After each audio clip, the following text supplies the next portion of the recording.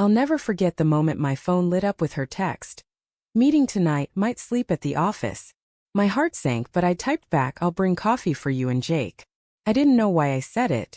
Maybe I was testing her. Maybe I just wanted to believe everything was still okay.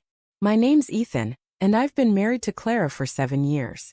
We met in college, back when life felt like a wide-open road.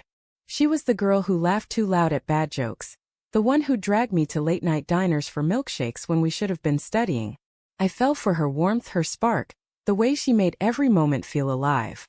We built a life together.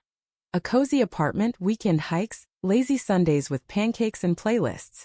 It wasn't perfect, but it was ours. Clara worked long hours as a marketing manager, always chasing the next big project. I was a graphic designer freelancing from home, which gave me time to notice the little things like how her smile started fading, how her late nights got later. It started small. She'd come home exhausted, barely talking, her eyes glued to her phone. I'd ask about her day and she'd mumble something vague like, just work stuff. I didn't push. I trusted her. But then the texts got shorter, her excuses flimsier. Staying late again. Don't wait up.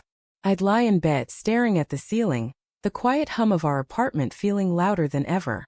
I told myself it was just work stress. Clara was ambitious, she always had been. But deep down something gnawed at me, a whisper I couldn't shake. One night I saw her phone light up while she was in the shower. A name flashed, Jake. Her coworker. I didn't snoop. I'm not that guy, but the name stuck. Jake, the guy she mentioned casually, the one she worked with on big projects. I started noticing how often his name came up. Jake had this idea. Jake said we should. It was always Jake. I'd smile, nod, but my stomach twisted. Was I paranoid? Or was I seeing what I didn't want to see? Then came that text. Meeting tonight, might sleep at the office. It hit like a punch. Clara never slept at the office. She'd always come home, even if it was 2 a.m., collapsing into bed with a tired sigh.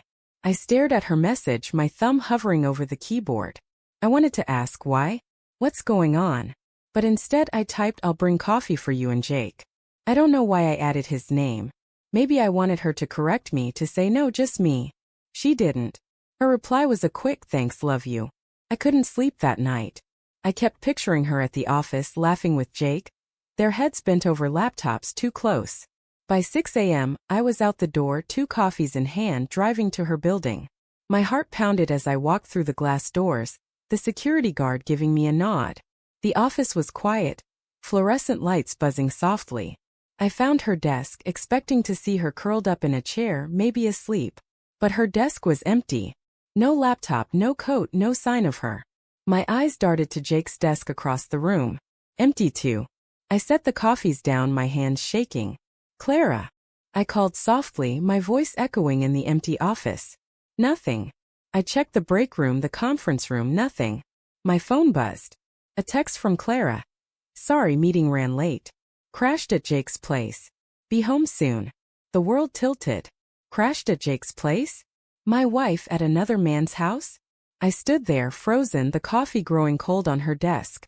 My mind raced, excuses, explanations, anything to make this okay. Maybe it was innocent.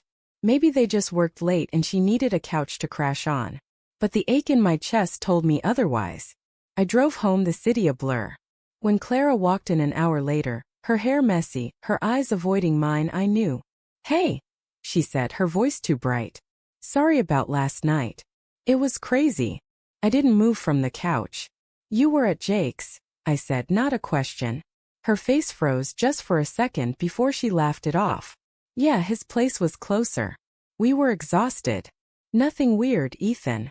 But her eyes wouldn't meet mine. I wanted to scream, to demand answers, but my voice came out quiet. Clara, what's going on? She sighed, sitting across from me, her hands twisting in her lap. Nothing's going on. You're overthinking this.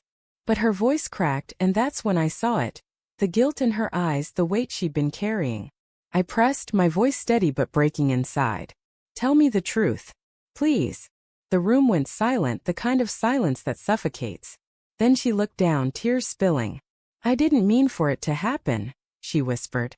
It just did. It felt like the floor dropped out.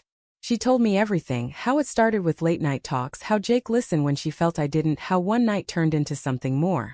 Each word was a knife, carving away the life I thought we had. I didn't yell. I didn't cry. I just sat there, numb as she sobbed, saying she was sorry, that she loved me, that she didn't know how to fix it. I wanted to believe her, but all I could see was her at Jake's, in his arms, while I was home waiting with coffee. The days after were a haze. Clara moved out to her sister's, saying she needed space to figure things out. I didn't fight it. I couldn't look at her without seeing betrayal. I spent nights replaying our life, wondering where I went wrong. Was I too distant? Too trusting?